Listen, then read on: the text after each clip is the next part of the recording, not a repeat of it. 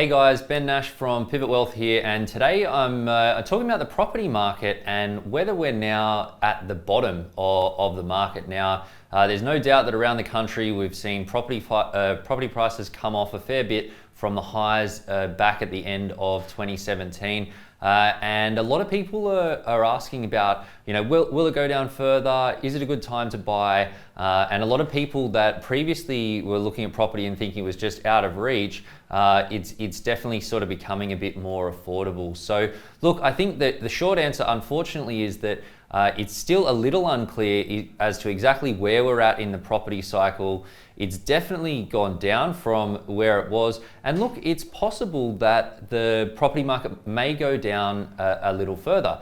I think there are mixed messages, and there's a lot of sort of voices in the media, some louder than others, talking about, it's going to be a big crash, or it's going to go back up, or these sorts of things. I think the reality is that we don't know.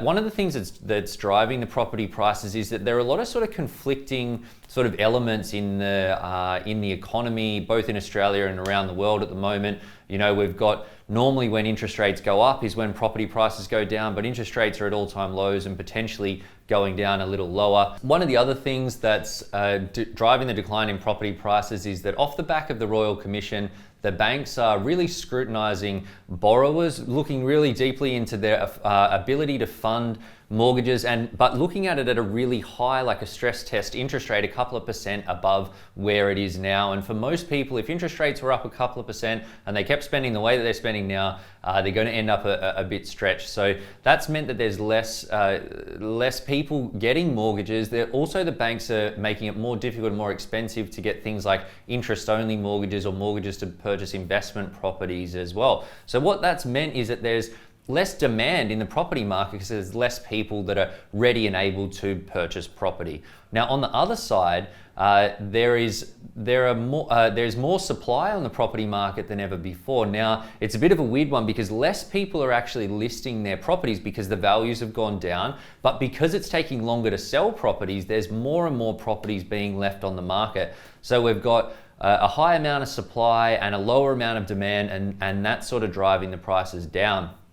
Now, I don't know how that's going to change because the banks are unlikely to change their approach anytime soon. It's possible that people will sell so the demand could remain about the same. But I think the reality is that it could go down a little bit further from here.